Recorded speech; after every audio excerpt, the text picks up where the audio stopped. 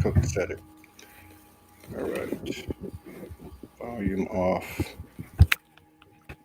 All right.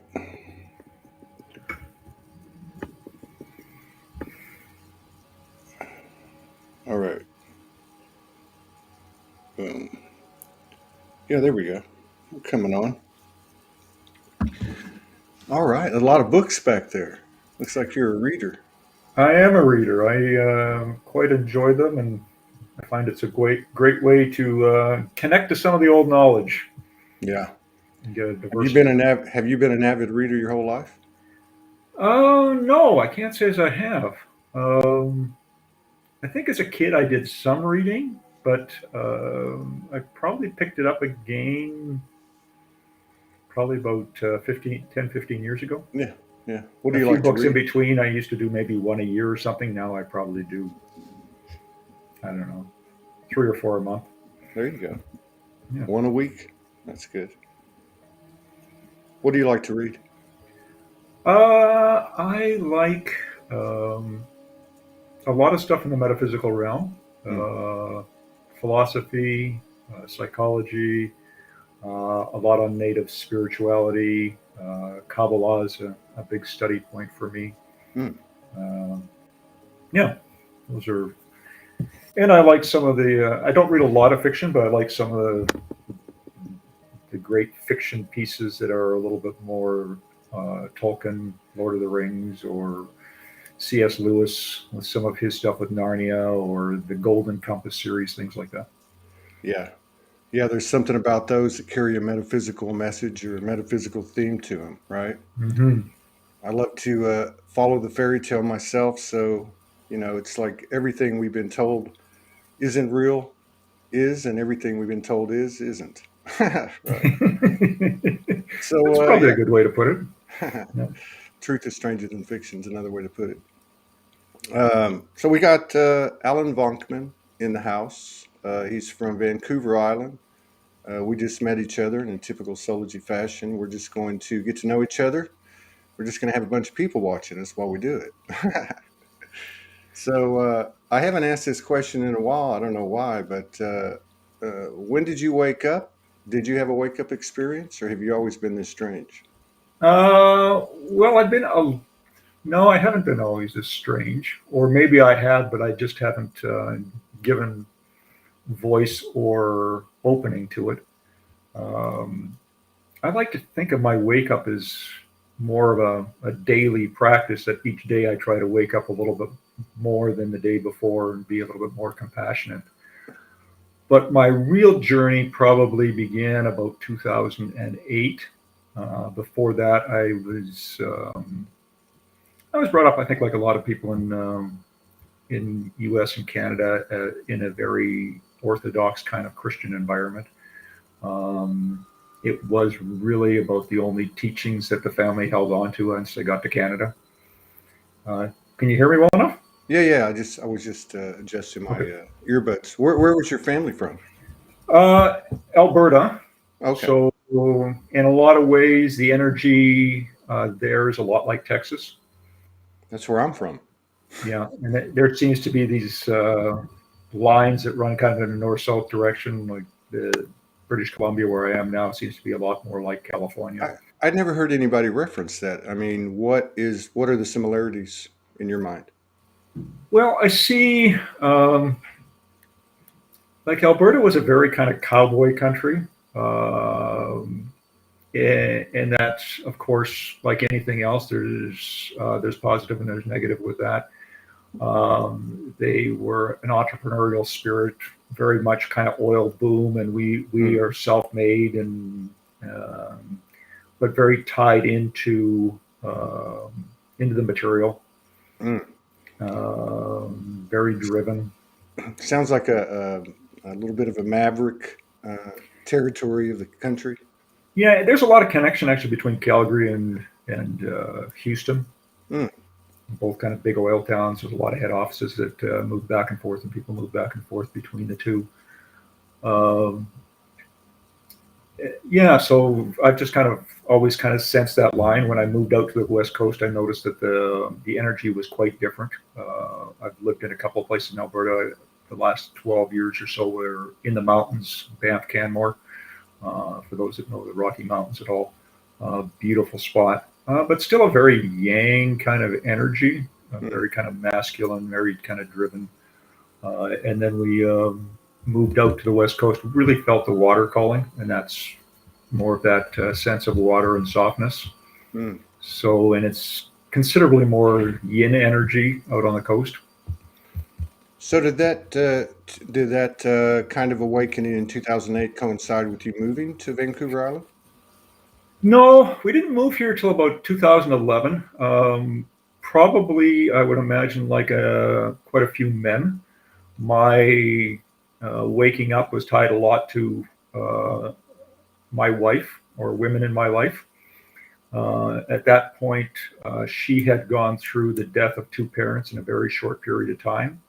Hmm. And although we'd had a connection to the divine, I'd lost connection with the church a long time ago because it just didn't seem like there was much there for me or for us. And then she started going out and exploring a little bit. So our first exploration actually did come on the coast. We went to a week-long session with a teacher who we've come to know quite well.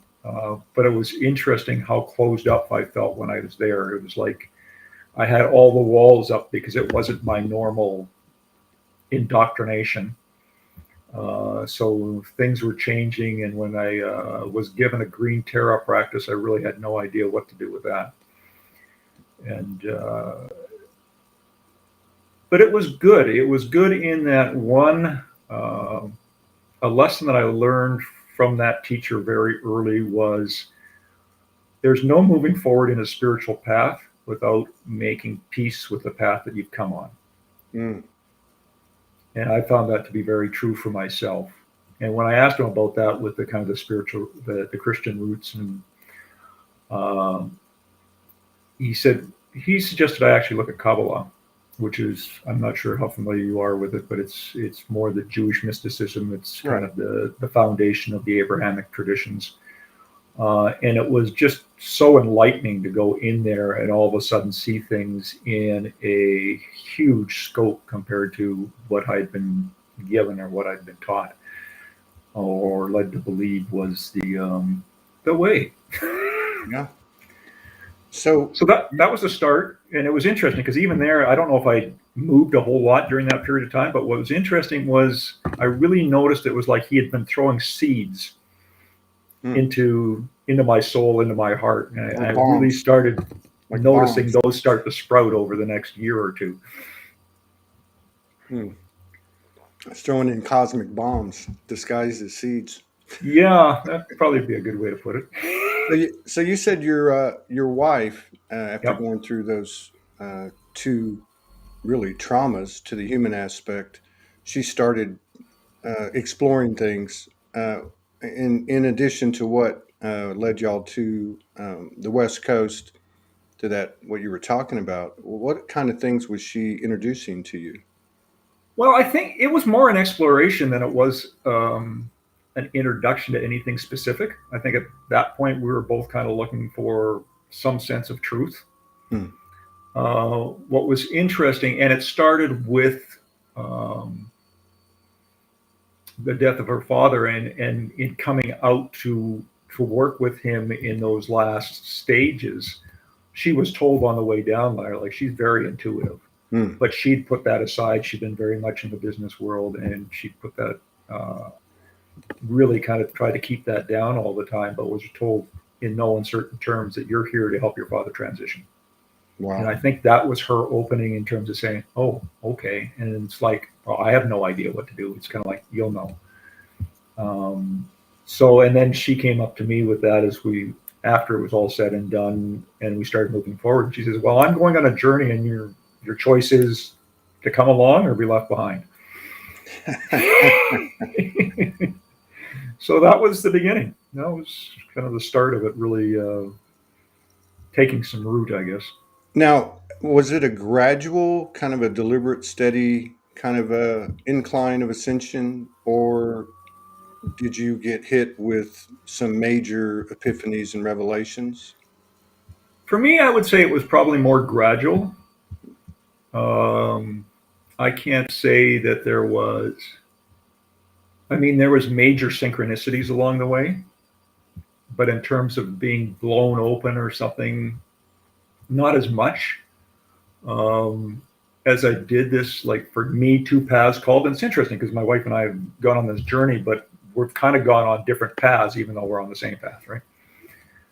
So I felt a real connection to native spirituality, more of a shamanic tradition, more of something that's tied into the land. Right. And we both had some of that, but she felt more connected in some ways to some of the Eastern traditions. I like the Kabbalah, but it was just all different flavors of the same soup, I guess, in some ways. Right.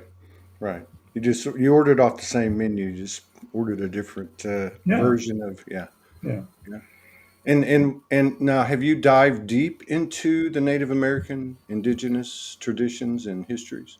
I have, and that was one of those synchronicities. Like the one of the first people I went to see was a shaman who was a native shaman, but he was German. Mm. But that was how he. In a That's the world, tradition he was given, in a and world full of hybrids and mutts, right? yeah, exactly. So I went to see him, and he did soul retrieval, and he connected you with your power animal. Mm. So my wife and I had both gone there because he works in pairs. And then afterward, he was very connected to the buffalo spirit. So everything in his place. He was in this little house out in the country, and everything was buffalo, like bison, plains bison. Mm. And when I finished with him, I got the sense that I really needed to see if there was an elder I could connect with. And I asked him, I says, well, is there any native elders you know, or somebody that I might be able to connect with? And he mentioned a lady that was close by. And he says, here's her email, here's her name. And after that, it's up to you. Like he just steps away and says, the journey's yours. What I didn't know at the time is that she was working on his land. Like he had several acres, and she actually had a sweat lodge on his land. She had a bunch of other things, but she was Cree from Alberta. She's at this moment she's 84 years old, Wow. still doing sweat lodges. And then I started a path of what she calls the path of the elder, doing vision quests and sweat lodges and teachings. Wow. So that's been a So, lot of my path. so yeah, that's pretty fascinating. Have you done a lot of sweat lodges? Quite a few. Yeah. Not so many on the West Coast, but it's interesting. I don't know if a lot of people realize, but the West Coast traditions are quite different than the Plains traditions. So a sweat lodge is not something that's native to the West Coast here. There's a few around, but most of them seem to be those that have been gravitated out here from other parts of the country. Maybe it has something to do with the ocean. It could, yeah. Why go into a sweat lodge when you can go into the ocean or sit next to Well, the ocean under the and stars? it's interesting you say that because a sweat lodge is a cleansing, right? Like Mm. it's a real cleansing and a meeting with the ancestors. And in the West Coast tradition, their cleansing would be water.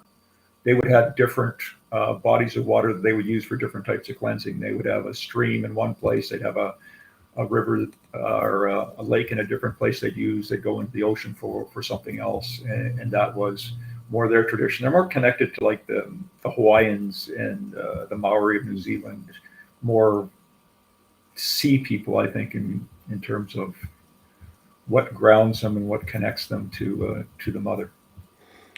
Did you have anything that kind of stands out in these sweat lodge ceremonies? I mean, did you have any like dimensional experiences or any kind of interdimensional or just paranormal or anything like that? Um, yeah, it was. They're always a little hard to explain, as you're probably well aware. I mean, when you start getting into those numinous experiences, words don't rarely do it justice. Um, but when I do my vision quests, and I've done 4 vision quests as a faster and 3 as 3 other as a helper. I would go in the sweat lodge. So as you do a vision quest, usually you do 2 rounds in the sweat lodge, and then you'd have your fast and your vision quest for 4 days, and then you'd go back and do 2 rounds at the end.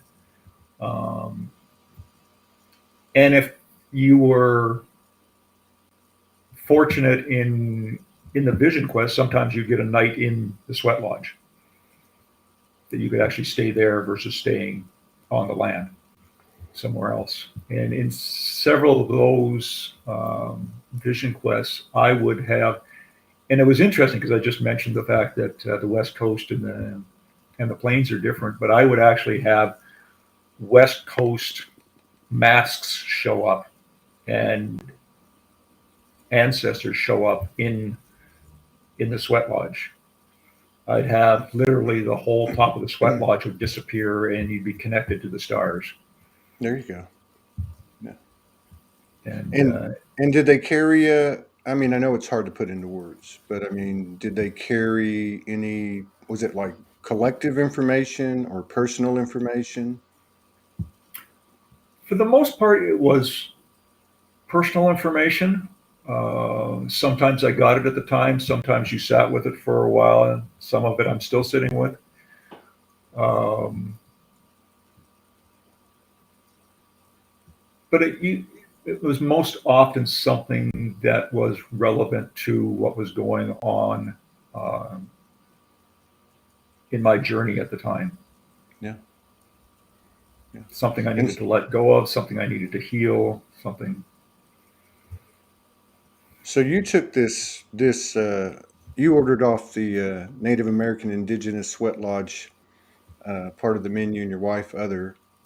Did you find yourself comparing notes through your separate offerings and experiences? Well, a number of things we did together. We had some shamanic teachers that were similar and did some teachings together. There were a number of teachings that we would both go to.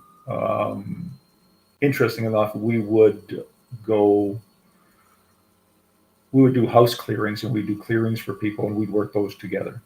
Because it just felt, I think I can speak for myself. I think it's similar for my wife, but it was just like each of us had a sense of how to connect to the divine, but the essence of what that wasn't any different. Of course. Right. So it's, we're here, we're connected. She would reach out to a different set of guides and ancestors than I would to help her with, so she would call in, maybe she would call in Tara, and I would call in the Archangel Gabriel, something like that. And so, like, you've obviously done some work together, and both in service, and I would imagine it's always in service to yourself as well, but but also I think on a personal level. Have you ever had just kind of a crossover when you're together? I mean, you ever have situations where you might experience the same thing at the same time?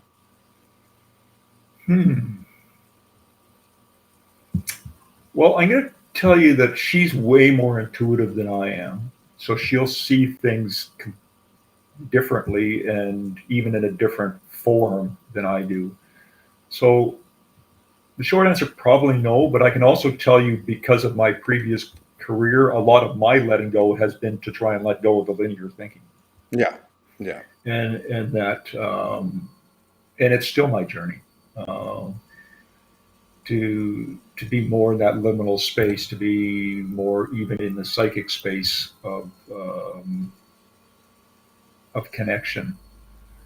Because she would smell things or she might see things, and for me, it was just a sense of knowing. So rarely did it come as a vision to me. Yeah. Different clairs. Yeah. Which is, I think, probably common with men and women. You know, women have that intuition that men are, I guess, maybe coming into more. And the reason I ask a lot of these questions is because there's a lot of people, more every day, that are technically waking up, which is which is kind of uh, a short, almost an unfair and way to describe it because, like you said, it's a daily thing. Mm. Um, but when did the idea or the concept of ascension, like a world ascension, a planetary ascension, when did that come into the fold for you, and how did you take that on? Um, that's a really interesting question, Todd, because in some ways I've always had a sense of that. There was a part of me, and there's a part of me that's gone back to some of the what I would call the holy book teachings, the Bible teachings that are more related to um, what they would have called the end times. But I see them far more in line with a lot of the other prophecies that are already out there now. In terms of getting some clarity on those, it's interesting reading the books by Ken Carey and the Starseed trilogy. I'm not sure you're familiar. What's his last Uh, name? Carey, Carey, I think was his name. Yeah, I have heard of that. Somebody's brought him up before. Yeah, Uh, and for me, it was kind of like when I read the book, it was like somebody turned on a switch, and everything I had kind of known or had read all of a sudden had some meaning in terms okay, of those prophecies and how they actually connected to the other worlds and how they connected to other life forms and the sense of grace that's there. But I think the reality of that has only hit probably in the last 2 or 3 years um, in a more in a manner I think that's just um, how would I say that now has urgency to it. I got you. I got So you. it's no longer kind of an abstract. This is what's going to happen. It's kind of more like this is what is happening. And in doing so, it's interesting because a number of us did a practice together, and this was a large group of us. And in that, we looked at this new world coming in, and the shamans would say we dream a new world into existence. And everybody has kind of a different way of expressing it. But in that, we did a guided meditation. It's kind of like, okay, so we're coming up into this new heaven and new earth, or this new earth, or whatever we want to call it. Um, and we've got this portal, this door, this opening that we're moving forward in. And how do you see yourself in that? Like, what do you feel that the divine is calling you to do? And it was interesting within that afterward when we talked about it, how there were so many different senses of what they were called to do in that, even though we did this as a group of maybe 20 or 30 people. Well, And it's like, well, some were going and they were hitting the door and they were through the door and they were running as fast as they can into the new direction, and away they went. There were others that were lagging behind because they felt that they had to bring people with them. And their job they felt was kind of more to try and herd people together or work with them to get them toward that opening. And then there was others, I was kind of like that, where I felt I was going back and forth. And I was bringing people through and then going back again. And it was like it was more of a process of, okay, I'm called here, but I'm called there. And it's kind of like I'm still stepping in both worlds. And maybe that's a little bit more of that shamanic tradition where you're always kind of holding the two worlds. true. Would you say that those were the two types of approaches or experiences? Would there, and if not, and if there is, I just wonder, did you notice in that group or otherwise that maybe there's a third one where kind of like your answer? I loved your answer about when did you wake up. I think the best answer I've ever gotten on this show, I probably asked it over 2,000 times, I'm sure, was a young lady, and I said, when did you wake up? She said, today. And there was so much, there's always so much, right? And so little, less is more. But did you notice any other approaches people were taking, such as that? Well, for me, that was kind of the three, like those that were just running and going, and I'm there and I'm out of here. Hmm. But I think a lot of those were also the ones that have been putting things in place for a period of time. Mm-hmm. And that was, I mean, that was, I saw that moment of it, so I didn't know what their journey had been up until that moment of it. I didn't see, and I didn't know a lot of them well enough to kind of know, had they been the ones that have been doing all the work already, and they just feel like, okay, it's time to go. I'm connecting back to my world, and away we go. I'm tired of this shift. Yeah. Been here, done that. It's time to get the T-shirt and Yeah, I don't get think going. that one works either. Yeah, I think we're being anchored here for a reason. and I Uh, think, and I like the way that you use that term, because my sense, for me at least, is that we are really here to ground and anchor this energy in. Like it's really the connection between the divine above and the earth itself below, and allowing, and ourselves being that antenna, that vessel, that cup that brings and holds the energy here hmm. and allows it to flow through. What is your animal totem? Wolf? It is. That's what I was just told. Um, and how has your connection or your interaction or relationship been with that? I'm just curious.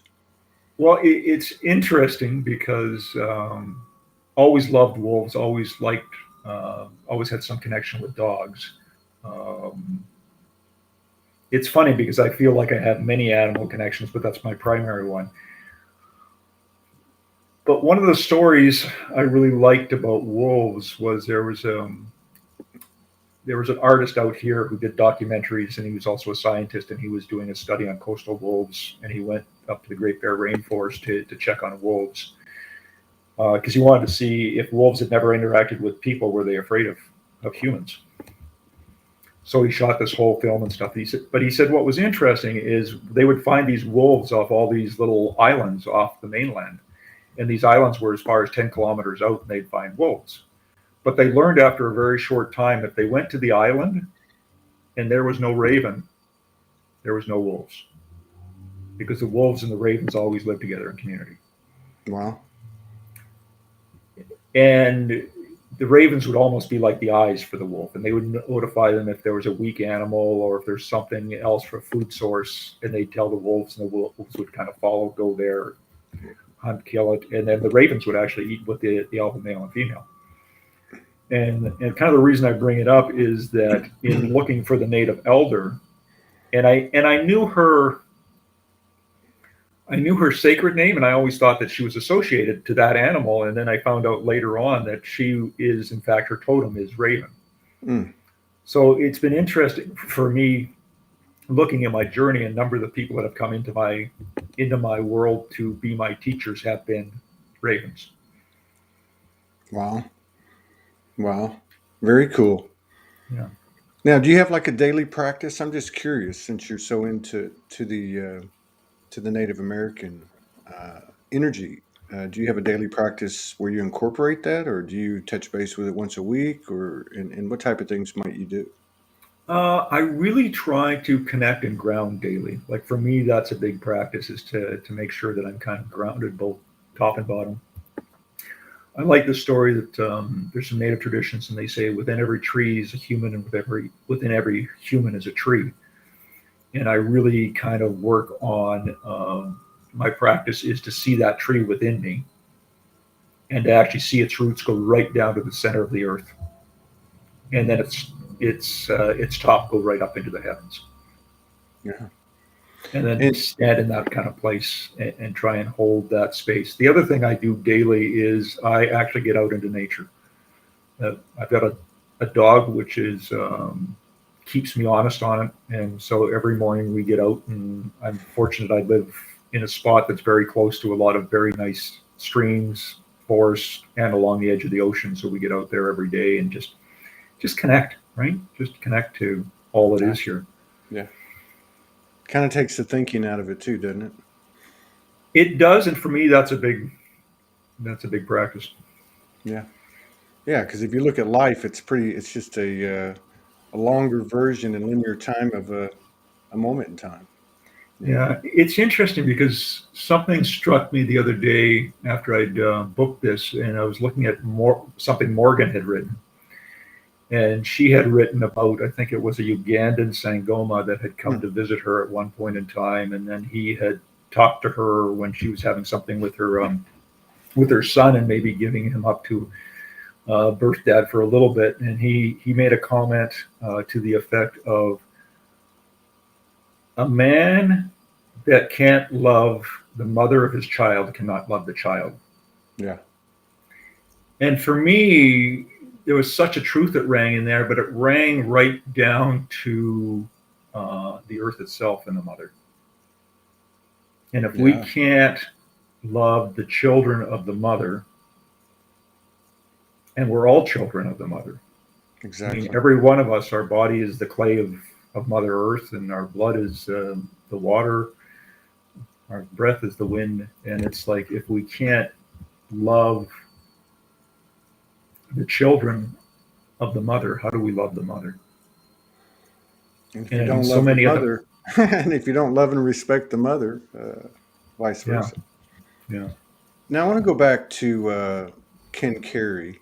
Uh, okay. I haven't read that series, but based on the title, or at least the word starseeds, it certainly, as you started to talk about, kind of ushered in um, other aspects beyond maybe what you were uh, resonating with more with the Native American. Um, from that point, when you did read that and you had those things kind of fall in place, did you get a sense or a feeling, as your Claire works for you, of galactic team members or communications or anything?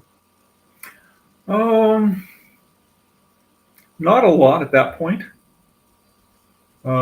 Since I've got a little bit more, um,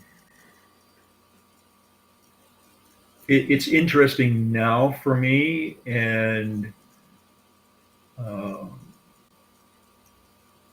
yeah, at the time, no, there wasn't as the galactic thing didn't sit a whole lot for me. The fact that it was all out there, yes, that was great. The fact that maybe there was some connection to another star or whatever else. And I always found it interesting that when I worked with the elders, she would always talk about, when we were out at night, the stars would be the campfires of the of the ancestors looking Yeah, down on us. yeah, And I think it's only in the last year or two that it's really kind of struck me of how ancestral that is and connected with that. So now when I walk my dog at night and I have a clear starry night, it's just, I'm mesmerized.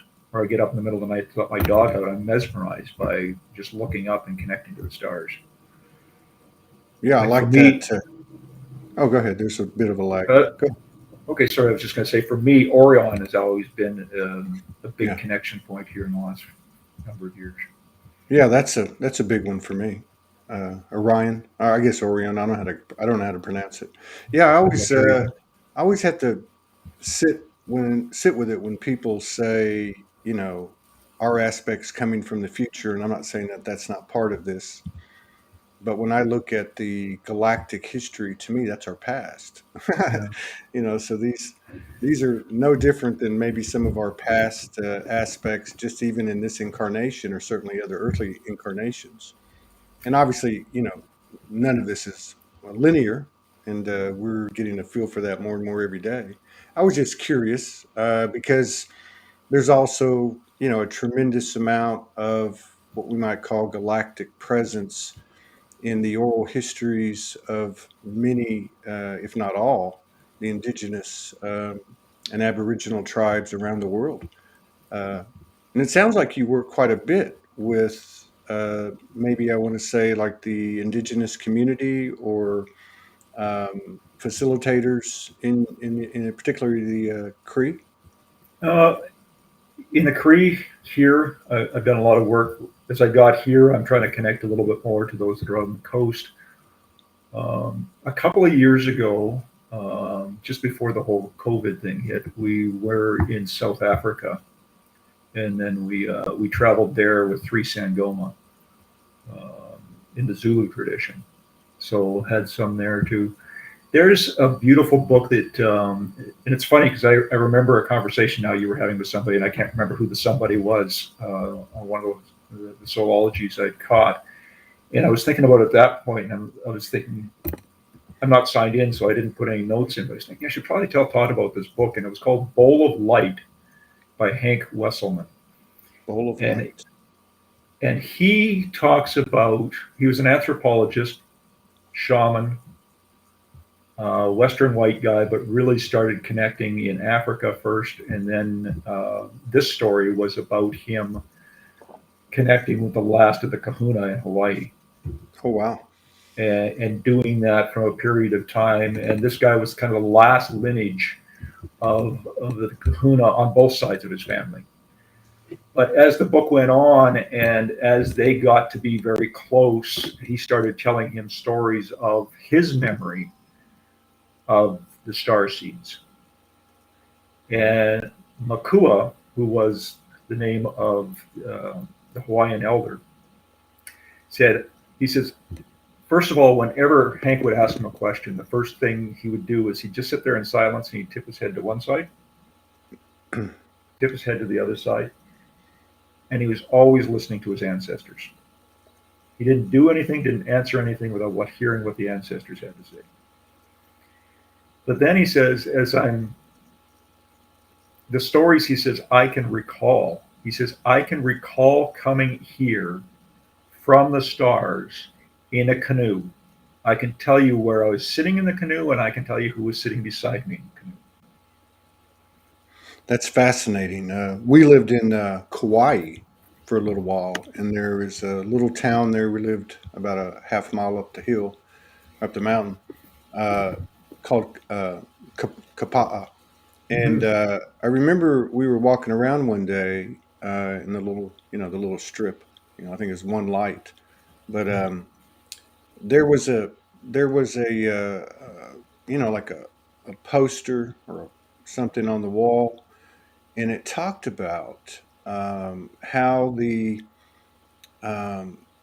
natives built the canoe and then actually started to explore the ocean and how they connected to other islands, and there was some anthropological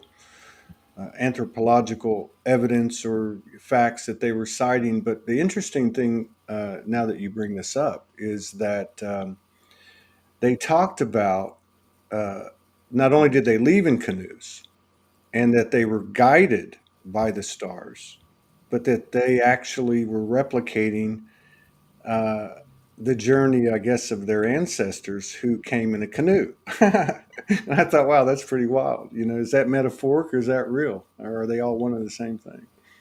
Well, yeah, are they all just one and the same thing? And it's, yeah, and then he not only talked about himself as coming in as kind of human seed, but Mhm. also what do the whales represent as the wisdom keepers that actually came along on the journey, Yeah. and some of the other pieces of that. And it's, yeah, it was just, it's a fascinating read. Um, and it was interesting because the reason that the elder approached the author, Hank Wesselin, was that he had read his first book. And his first book, I think, was called Spirit Walker. And in the first book, Hank had been getting this download of information. He was being visited by his ancestor from the future. Oh, wow. And he knew where the guy was in the California coast in the future, asking these questions and kind of what was going on. And Makua said, well, I came to see him, and then he sat with him, then he started telling him the stories. And he says, a lot of the reason that I am relating this information to you is not for you, but it's for your future ancestor to give to him. Wow. And so it is. And It so it sounds is. like So, a so what is stick, time, right? right? No, because it's basically the same, and not taking anything away from anything, but it's the same template as Carlos Castaneda's work. Mhm. And but to think that these conversations and so on can and do happen for people is quite amazing. You're in a very, I would call it a very progressive place energetically. You mentioned the water, the flow, the feminine presence. I know quite a few people that live out there over the years. We've had a lot of them on the show, and uh, it, given the movies that are playing out there, I'm just curious when I talk to people around the world. Not only from a personal standpoint, how are you taking these things on or not? How are you navigating through, for lack of a better word, the bullshit or whatever. But also, what are you observing in the community? He lives in Vancouver Island.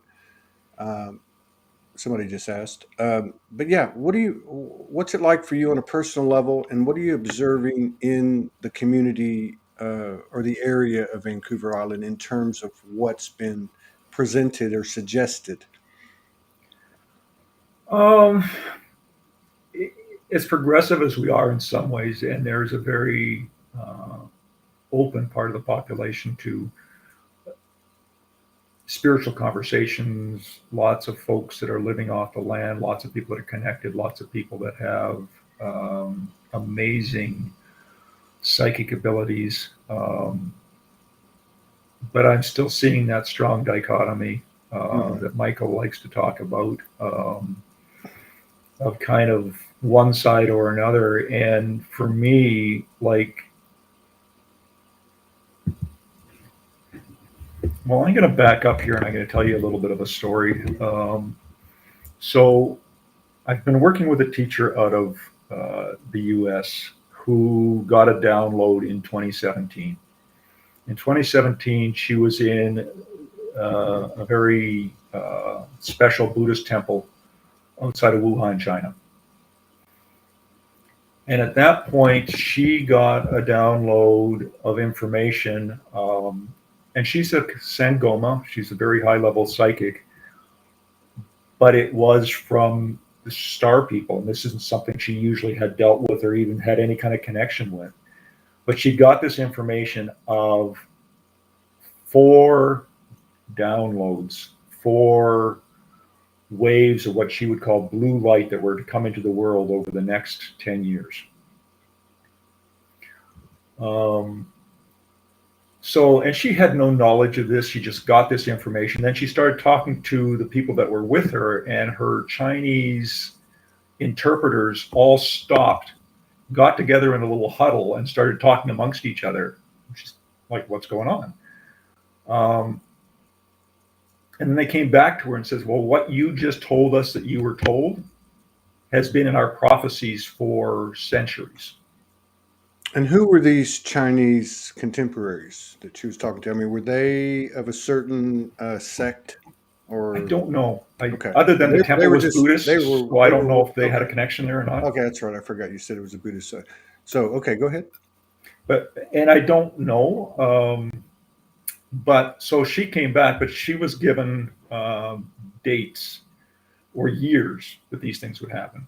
The first one would happen. So that was 2017. The first one happened 2019, 2021, 2023, Hmm. 2025.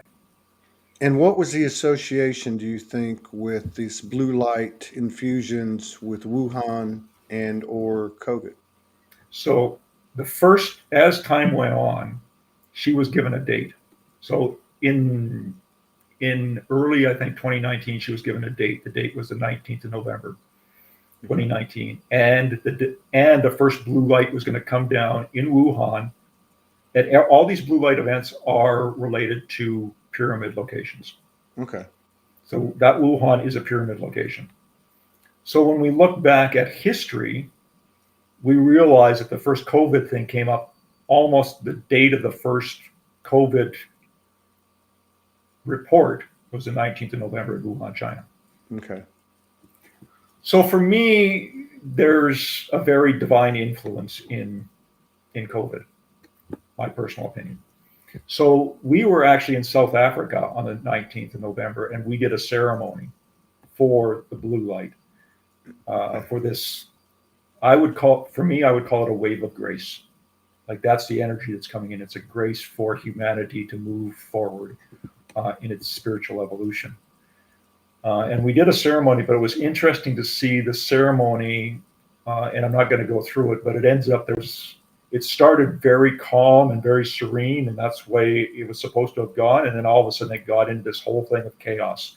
Somebody within the group had obviously had agreed to be the person that was going to create the chaos within what happened.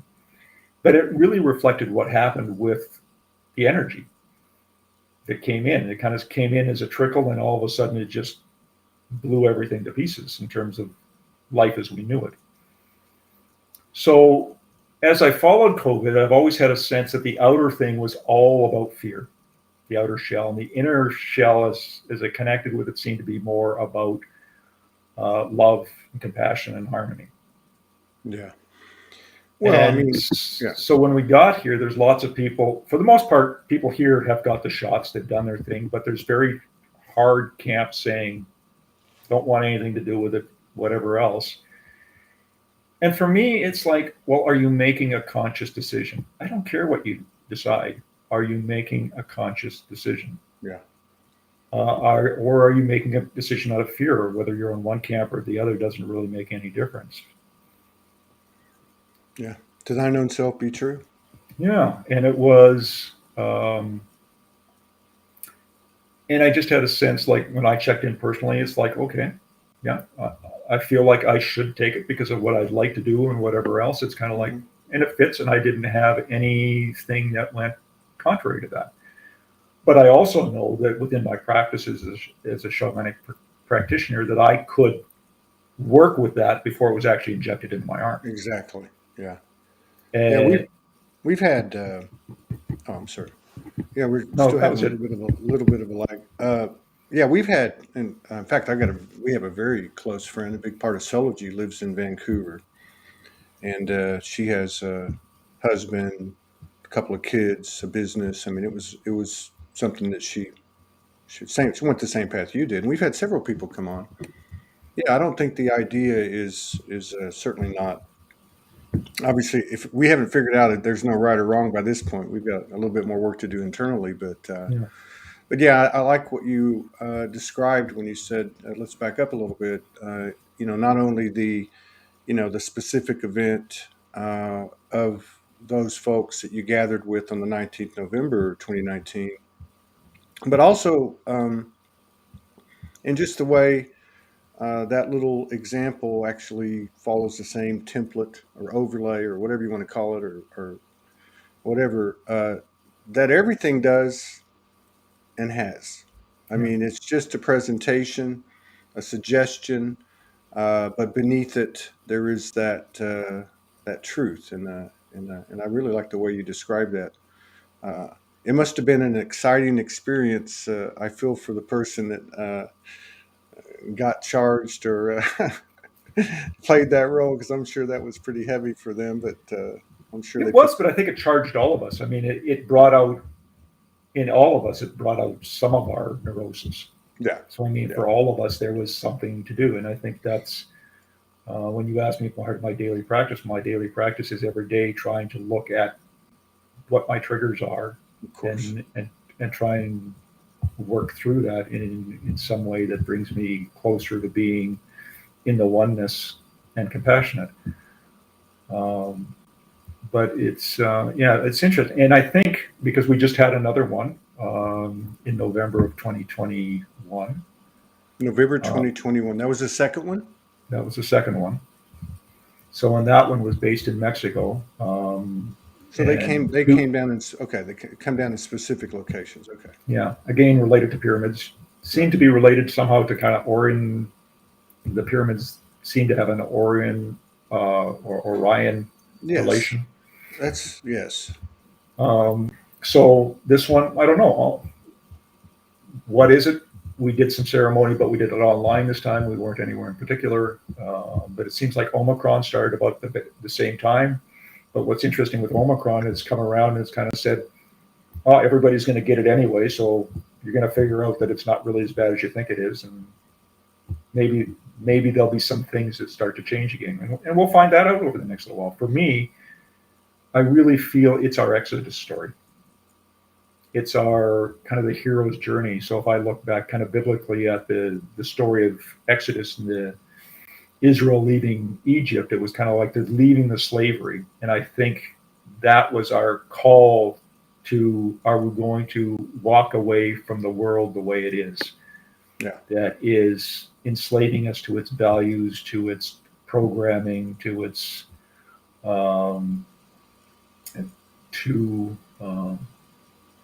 just to the physicality of everything. Yeah. Versus, and that's always a paradox, right? It's like, well, we don't want to be tied to this, to the physicality of what this human condition is, yet we need to be very well grounded in order to be doing our spiritual walk. Yeah, there's that one foot in both worlds thing that's a paradox within itself. So it's like, but I love that analogy because, you think about Moses, and the Israelites, and they're in this physical existence that for one reason or another just doesn't align with their truth.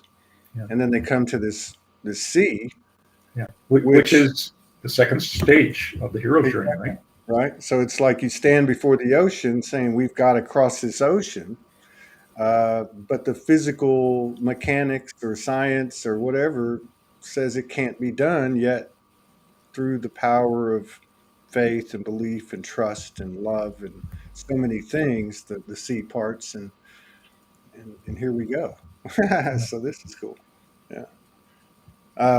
Then the third stage would be the gift, which was the giving of the Torah. And the fourth stage would be the returning. Yeah. Entering the promised land, so to speak. Yeah, it's really fascinating how, because I still do some research. I mean, but I used to do a lot of research for a few years, and but it amazes me how so many indigenous, Aboriginal, you got the Dogon tribe, they're just everywhere. And then you have the Abrahamic religions, and then you actually have some Far Eastern philosophies, secret fraternities and religions and so on. And they all converge at the same place. And that's just mind blowing considering the universal seeding, energetically and otherwise, of this earth. But it looks like, because on one hand, you could say, well, maybe somebody put this simulation together and planned this whole thing, and it's just another false flag frequency and meant to. But I mean, it just feels right. And regardless of what's going on, everywhere you look, you just see like this mix of information, misinformation, something going this way, something going that way. And it's like there's so much traffic that it becomes like this big blob of nothing. And you see this human spirit, the soul, the collaboration, the unity just kind of popping its head up. Yeah. And now I think we're starting to see some serious evidence, such as these truckers. I read a post and shared a post in the group today, how they were talking about the truckers were traveling on a ley line, and the power of their intention that was actually physically, traveling on this ley line. And I thought, wow, that's super powerful, because not only is it the intention of I had enough, or which is really saying I'm going to be true to myself, but at the same time, actually physically crossing a power point of the earth. So, yeah, Canada's definitely stepped up. There's no doubt. Well, but it's interesting because I try to stay away from the news a lot. I usually do just a quick look at headlines in the morning, but it's funny because I've been looking at that story a little bit. And it's kind of like, it doesn't matter what side I read. it's like they've gone off to the extreme side of it. So Yeah. there's those that say, well, it's all about the fact that people are just fed up and they all this lack of freedom and all these other things and that they're protesting. And then there's the other side that says, well, it's this white supremacist Nazi-based kind of thing that's going on. Each of them are true. True. For some fringe of this. But nobody seems to be able to put together, well, it's still a whole of this thing. I mean, we can swing the pendulum from one end to the other, but it's still connected to the same string. Yeah. And it's kind of like, so how do we get to this point of realizing we're all in this together? I think one of the things that came up for us, sorry to interrupt there, but it was, we had all these floodings happening in the lower mainland here. You probably heard about just outside of Vancouver. And North Washington State, I think, had some too. But I think people were realizing when they had all this flooding and it was the worst they'd ever had, and people couldn't move for weeks. It wasn't the government. It wasn't the structures that made things move forward. It was people coming back together in community. It was neighbor looking after neighbor. And I think that's this next part of the journey that we're on. Like we've kind of had this 2 years of the Western society, we're all supposed to be independent. We're all supposed to take care of ourselves. You're supposed to be able to do everything. And it's kind of like, well, how's that working for you when you're all kind of locked up and nobody can see anybody? And now it's kind of like, okay, so are we going to find community again? Are we going to find Sangha? Are we going to take care of each other? Are we going to start looking after each other again? Because if we're expecting the structures to do that, it's just, they're falling apart. Well, I have a powerful feeling that, and I think this example that you're using with the convoy or whatever it is, it's no different than the vaccine. I mean, it's not you do or you don't. It's to thine own self be true, right? I mean, it's which is best for me. It's best for you, coming from me, and best for the collective. But I have a strong feeling that we don't have a choice. The truth is rising. I mean, everything's being stripped. And the sooner we let go of taking things personal, to include on a personal level or on a global level, the better we're going to be able to serve ourselves, serve each other, and serve the collective. But at the same time, it's bigger than all of us. And you can I love that Zen proverb, let go or be dragged. That's why I was asking you, in essence, when you went to that ceremony or the event, the gathering, was there a third path? Like the response I got from the young lady when I asked her if she was awake. Yeah. When's the last time did you wake up? This morning. So it's every day we're in dimension, so to speak. And, it's not like there's this, and I wanted to go back to when you mentioned urgency early in the show, but it's not like, I mean, it's not, and again, it's that paradox. I fully believe that one soul can change the entire world. But at the same time, this is going down anyway. So, but when you mentioned urgency, you said, I think it was maybe that book, that series, that one thing that it did bring on was more of an urgency. What did you mean by that? I think I mentioned it. It was at the time I read the book, I didn't really have that. It was more what's happened over the last couple of years, like these, this information I'm being given by the psychic that I work with about the stories that she's getting at Wuhan. What I'm just experiencing in my own field in terms of what I'm seeing happening in the world, that I get a sense that there's an urgency to it. We're now we're in that place where we have to let go, allow, and be ready to be used in whatever way that we can, I guess. It's and maybe part of it's just, and that's why sometimes it's hard to decipher what's the collective and what's mine. Is it the urgency that's kind of going on in this sense of everything that's going around me? Is it my own life and I'm I mean, I'm a couple of months older than you are. I turned 60 last year. For me, that's the path of the elder. I'm now going into my elder years, and I have Is an that what they call urgency. it? That's what I call I thought we were going to regenerate. it. Well, we might. Well, we will in one form or another. Um, but I think for me, I've always had a sense of life being four quadrants, kind of like the medicine wheel. And in this last quadrant, I'm being called to do something again and be Hmm. of service. And how? So for me, there's an urgency even in that part of the journey. It's like there's how can I be of service? How can I be more compassionate? How can I reach out a little bit, open a door for somebody else, whatever it be? Yeah, I like that reference to the quadrants. I've always, a few years ago when I rewoke, obviously the 3, 6, 9, 12, you know, um, and the derivations from that, are always prominent, but the 4 was always big. And I remember writing a poem years ago, "There's no time but seasons," and uh, and then of course the medicine wheel and so on. But one of the things that there seems to be a lot of current intel, although people explain things differently and use different nomenclature and so on, that really point to March, kind of being a liftoff, like the end of winter, regardless of what hemisphere, is almost like a massive purge. I had talked to my friend yesterday because I don't know much about astrology.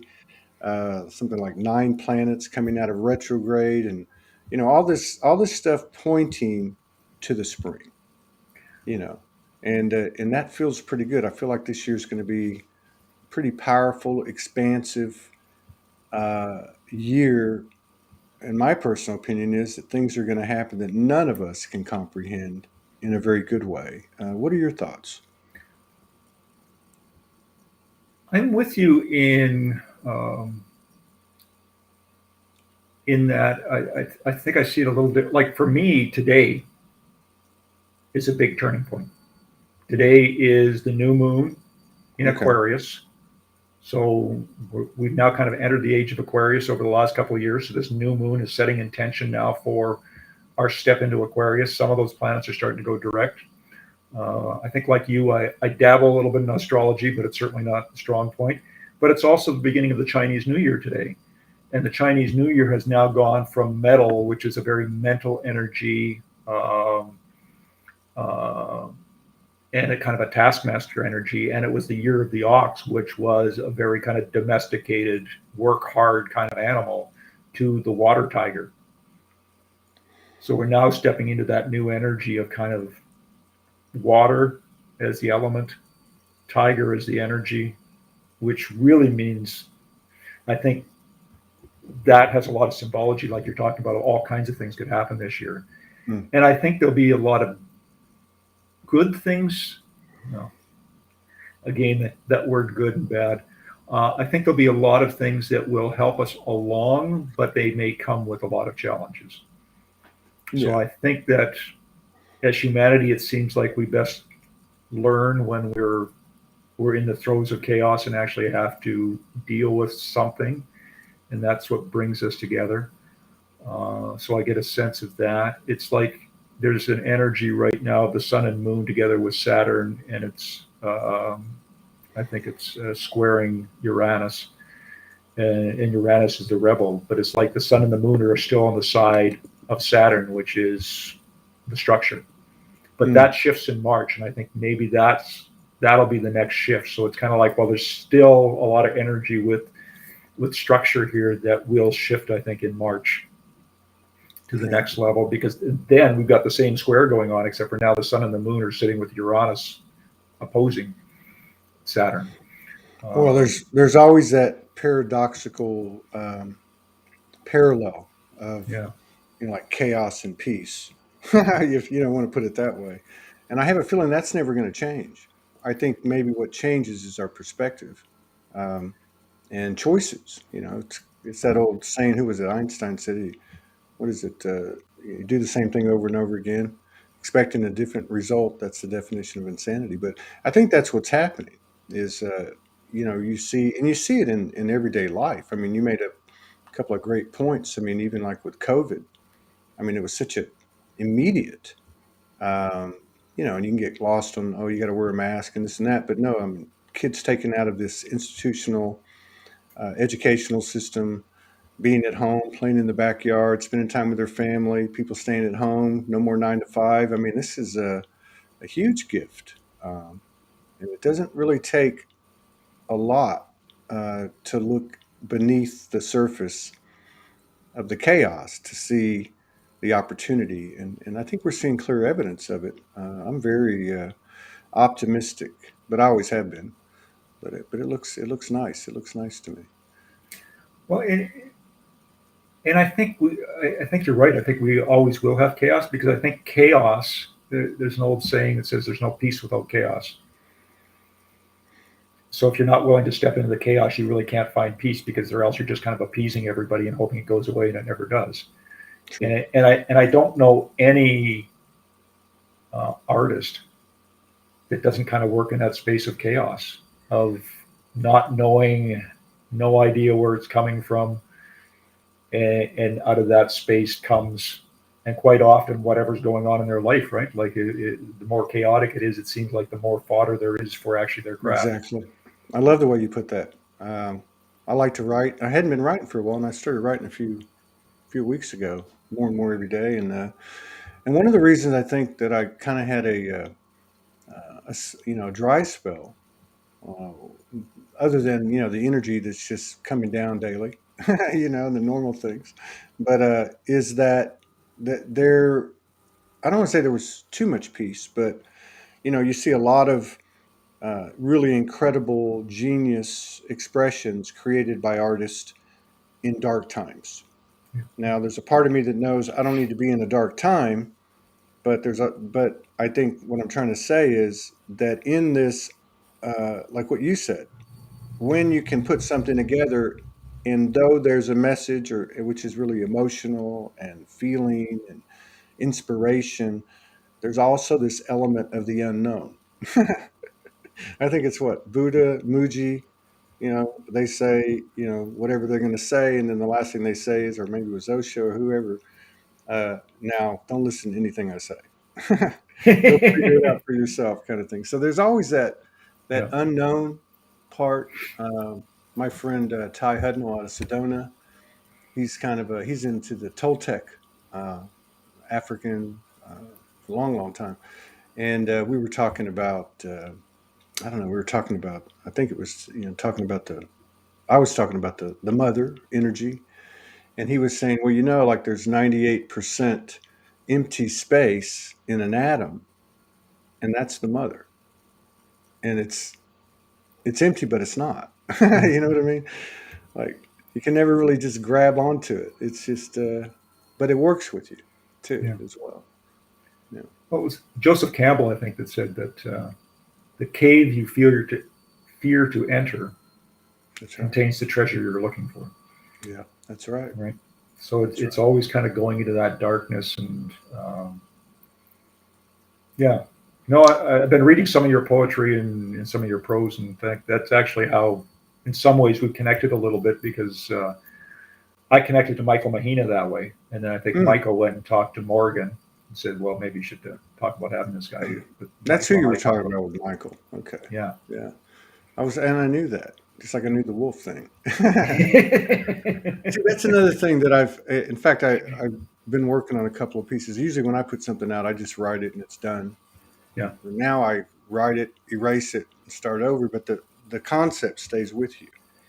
yeah, And yeah, and it has to do with that empty space. It has to do with the unknown, uh, and really applying it to a moment by moment existence at a very human level, which is no judgment. And we often think of no judgment as in, oh, I don't like that person, or I don't like this, or I don't like that.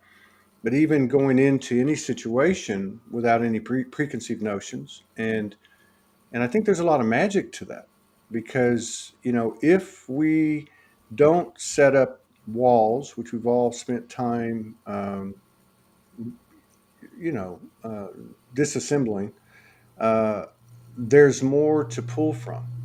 Yeah. You know, I mean, we can get too far over onto one side or the other, uh, but I think that's another analogy. As I was thinking, as you were talking about the truckers, they're on a road.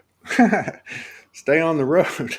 You Yeah. know, it's not over here and it's not over there, but there's something about just applying that in a very human level. I feel like it's because I feel like that a lot of the stuff that we're experiencing is like the old saying, you can't see, when it's right in front of you, that's when you can't find something. How many times have we looked for our phones and it's been sitting right next to us, right? So it's just almost like an oversimplification. Uh, but I do feel like we're being supported uh, like never before. When we experience life and we make choices and we have our intention, uh, and that's not a judgment, just in that moment, because I could be balanced today and unbalanced tomorrow, but my choices will still be reciprocated by the universe based on my intentions in my heart, right? It's an I think, interesting time. yeah, I think intention is so important right now. I think the other thing, like when I do my walks in the forest, um, for me, grace is just really important. But I find gratitude for me is the muscle that the more I exercise my gratitude, the more I see grace. So the That's right. more that I can look at every small thing around me and see the beauty in things, see the mystery in things, Yeah. the more I start to see grace in all things, including those things that we don't always think of as nice or good, but we start to see um, the value in them, the growth in them. I Yeah. mean, how many of us have gone through dark parts of their life only to come out the other side several years later and realize that it was one of the best things that ever happened to them. Absolutely. And it's becoming more uh, evident to me, and maybe it's because I feel like in the last 10 years I've worked with nature and so on, but I'll just give you couple of quick examples rather than try to explain it. uh, Most everybody here knows Franco Di Nicola. He's a big part of Soulogy, and I say that in the present tense. um, and so I've, in my own experience, and it's only my truth. I'm not trying to lay anything on anybody, but I had an experience the other night where, by knowing certain terms in my mind, he was right there with me, just like we're talking. Yeah. And in the other room, the light came on two different times. Now I've been here a year and a half, and it's never happened. And it was also in uh, coinciding with things that were in my head, right? Or things something that I was doing. Yeah. And I found it very humorous, but also very revealing, because as I had been since he's transitioned, occasionally when the time was right, engaging that consciousness, or as I might see it, that aspect of me that was the mirror Franco. Uh, the more I uh, dipped my toe in the water, the more response I got. And so, fast forward to today, just a cute little example. I went into the bathroom, and behind the house is like a forest, and I always keep the window open. And I stuck my head. I was going to shave and everything, and I stuck my head out, up against the window, and I said, "How's it going, everybody? It's good to see you. Thank you for being with me on my journey." I'm speaking all the trees and the elementals and the nature beings, and just as soon as I get up and start to pour the water or turn on the water and start to get ready to shave, this massive wind just comes into the bathroom, and actually was so strong it moved the shower curtain, which is a plastic inner and a cloth outer. And and I thought, well, there it is. But there's the paradox too, because the other side of it, well, you can't prove it, or that's just a coincidence. But it just feels like that's becoming more prominent, and as a result, uh, easier to work with. Because what's the alternative? The alternative is not to engage Yeah. it. And if I'm not engaging it, what am I engaging? All the, and, and we know there's many distractions that we can choose from. So yeah. But it's interesting because I think that that sense of intention, and you mentioned that word a little earlier, is so important right now. Like I do some coaching, and there's a young lady I was coaching, and she just moved to a different place, and it's a beautiful spot.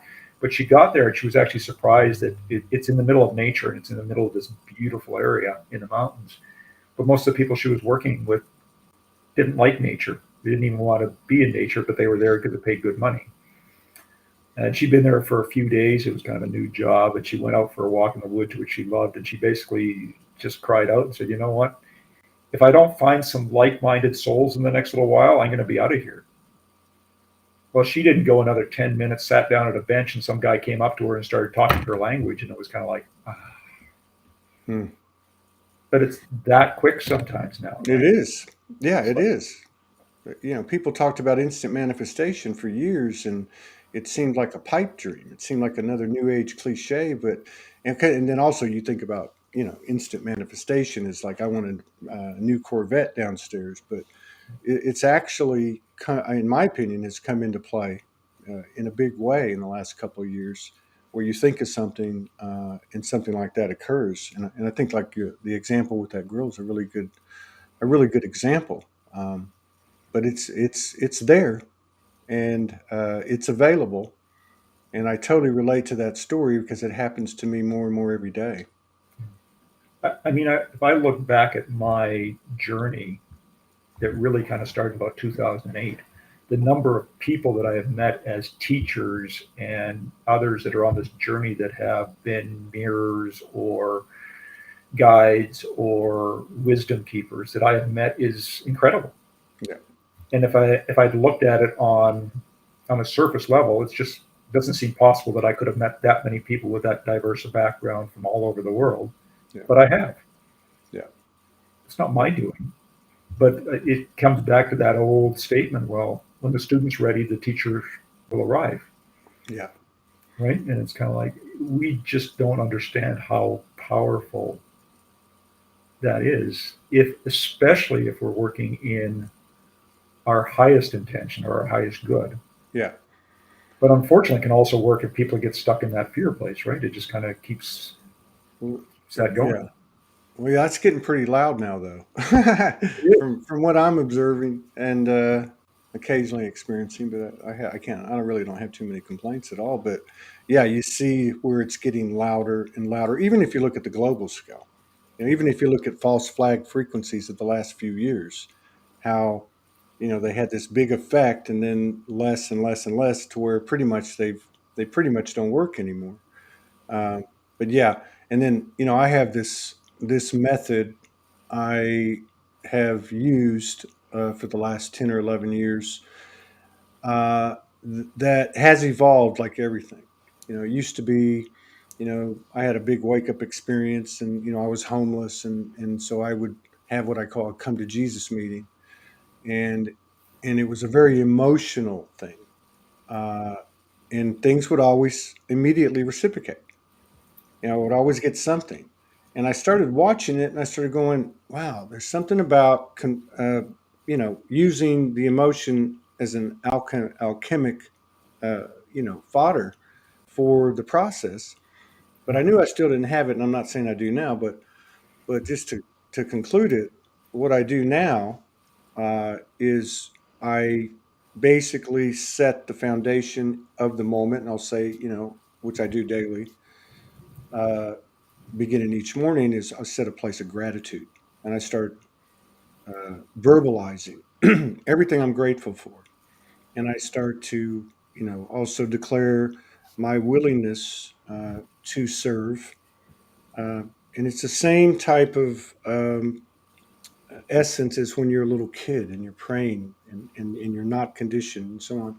And then I have the come to Jesus meeting, and it's like, hey, you know what? I can finish this on another planet. I am a soul, and I'm just like everybody else. I'm no better, no worse, but help me out, and it works. And the other thing I've noticed is I've seen a number of people basically say the same thing over the, like especially over the last few months, if not maybe the last 2 years when this COVID thing hit, and getting the same results. And so I started to look at it and I went, wow, imagine the energy collectively in this world built by the fractals that we are. And that whole feeling of, I've had enough of this, you know, Yeah. to thine own self be true.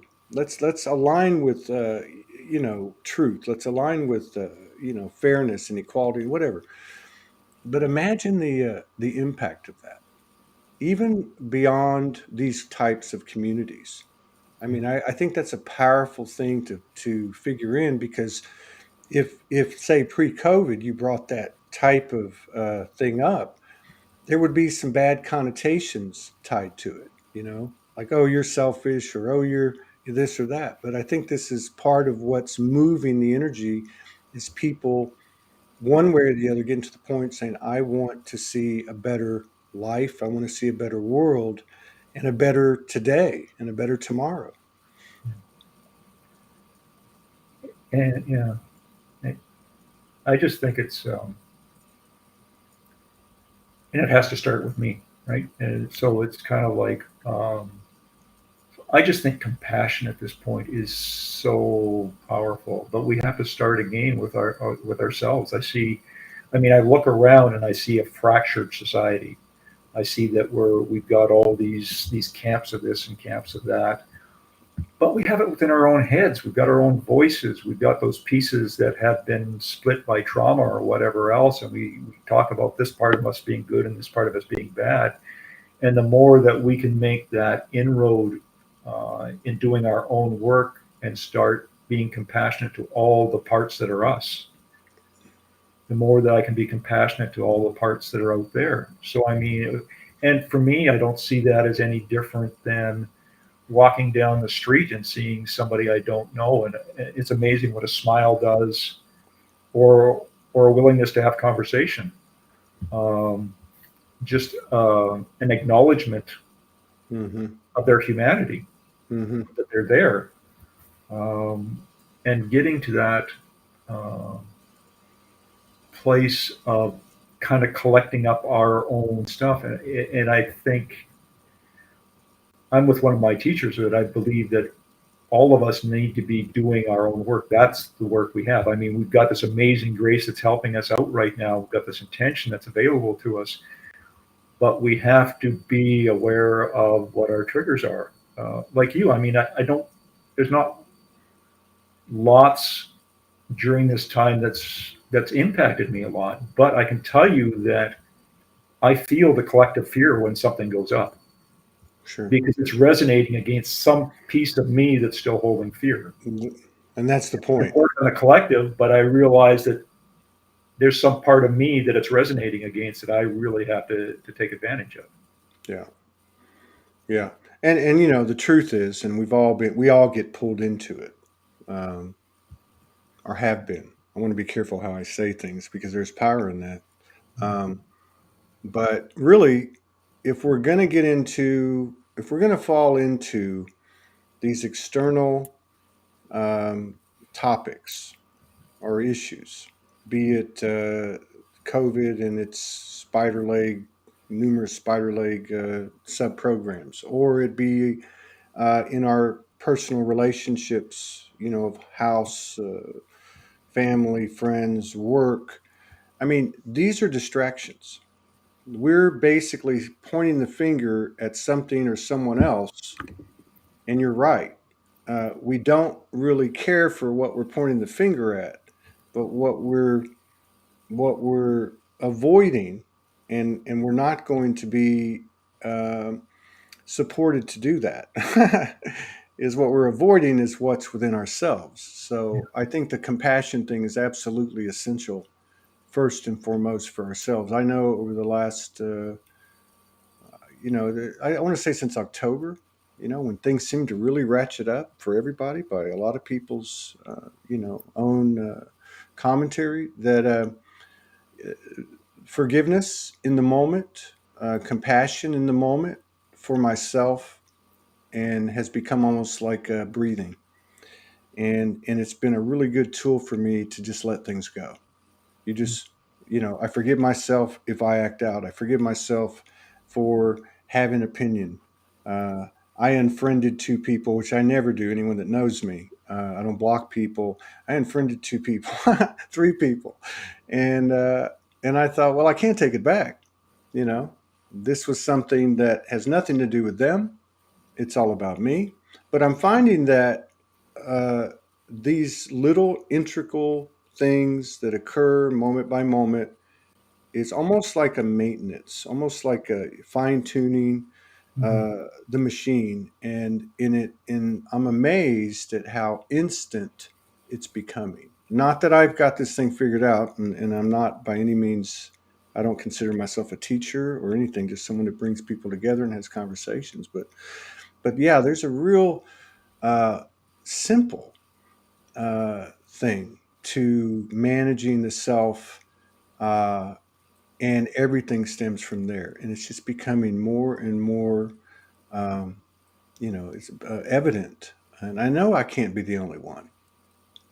No, and I think with practice we get better at all those things where we start looking at it. But it's funny because I mean, in some ways I think I'm pretty good at it, and then something happens Of and course. I realize it's like, okay, um, and like I got a reading from somebody last week. We did an exchange on psychic readings, and she gave me a reading that just floored me. And it was, and as I'm starting to get the reading, I'm going, this seems kind of simple. Let's see. And then all of a sudden it got into stuff, and I'm going, and I knew the resonance of it was so strong. And it's kind of like, well, I thought I dealt with this, but obviously there is a piece that's coming up here Yeah. that needs to be dealt with again. And it's kind of like Yeah. I sent her a note back saying thanks. I think, uh, but I am thankful in the long run. But I know Yeah. that I need to do some work. Like what I came out with afterward was like, holy shit! It's like Yeah. I'm doing work in this lifetime, but then I realized that it's not just this lifetime I'm having to do work for. Yeah. There was a piece that came out of a past life that went, oh, how many people did I screw up in that lifetime? Yeah. Exactly. And it's kind of Yeah. like, oh, so let's start doing some work there. Yeah. Absolutely. Amen. Amen to that. Well, it's been a pleasure talking to you. Love to get you and your wife on here sometime. I'm sure Morgan already asked you. Oh, Knowing she her. did. Oh, she didn't? Well, I'll ask her. But my wife is a lot like Morgan. Yeah. This is not kind of her gig, but yeah, Well, you she's never know. You never yeah. know. If the planets align, and maybe the ancestors will help us, and we'll get Morgan on here with her too. Well, Um, the funny thing is, Michael and I had talked about maybe doing something if he gets his up and running again. mhm. And then he says, "Oh, well, why don't you go on with Todd?" And I'm going, "Okay, well, maybe we can get Michael on next time or something." Yeah, absolutely. I was supposed to talk to him a couple of weeks ago. Like a lot of things, I don't, but I don't judge myself anymore. I just okay. There's no linear. But No. I have noticed since Morgan's going, "Yay!" yes, yeah, okay. So I have noticed that, and here we go again with the paradox, right? But I noticed in October, and a lot of people did, that the shift hit the fan. Yeah. And again, we know this isn't like eating or taking castor oil every day, and we know that there's a value to these cycles that have been coming in each month. But I noticed in October that in a very organic way, this new, or I want to say new, but the hidden masculine energy started to come out on this program, and in a really big way, in a subtle way, and in a very powerful way. And so, yeah, I'd absolutely uh, would love to pursue that whenever you want to. Michael knows that, and yeah, if you guys want to do any collaboration, you just let me know. Well, I'll let and Morgan I let think Morgan he know. just showed up there, but it's interesting you say that because what's happened, I've had a whole bunch of requests about people asking about um, the divine masculine, and how do we work with that, and how do we kind of get into that? And it's a journey I'm on myself, but it's just interesting that it keeps coming up for me. And I really think that, I mean, there's no way to the divine masculine without going through the divine feminine, and that being healed for me. Uh, but I think we're at a point where we have to find that um, we have to get men healthy again in terms of what masculinity is in a good way. Yeah. Uh, Well, I think you're right because I mean, this sometimes the gender thing gets on my nerves, and and the reason it does is because we over associate it with the physical gender, yeah, and I do see that typically you have a different path as an incarnated man in this incarnation versus an incarnated feminine. And there's certain attributes of each journey that align with the gender. This is, I think, part of the process in the physicality where we begin to put ourselves in the other's shoes. That old saying of seek first to understand rather than trying to be understood rings in my head a lot. But I think if you look at it, regardless of your physical incarnation, gender, the divine feminine in the realm and therefore right down to the atomic in all of us has been suppressed. yeah, So I think the recipe is the same. yeah, And it's basically from what I'm from the chair I sit in doing this show for 3,000 plus shows is they're starting to speak and they're starting to come out. It's not a militant thing. It doesn't have a charge, and I don't give a shit if it's a woman or a man. yeah, Uh, all of us have been privy to everything. So I love what you said about your reference to the past lives. I mean, it doesn't have to be associated with this life, and a lot of this stuff we know. But bottom line is, those who haven't spoke, the platform such as Soulogy is here for you to speak. And I think that's just a small microcosm of what the world is offering now, because those distortions that have been in a female or male body that have been distracting us and falsely empowered are not being supported. And I would not want to be in their shoes uh, at this point, So I think it's a lot of it, I think, this has to do with the that feminine energy being seen, hmm and the code is there regardless of what the topic is. It's just uh, it's just the real thing. I wrote a piece a couple days ago, and one of the lines is, "I came from you," and I'm speaking as a masculine. "I came from you, but you came for me." Right? I mean, I always look at it as the original one was one, like one yeah, soul, one cell. yeah. It had to split, but which one had the portal and which one didn't? So we know the mother is the mother, right? Yeah.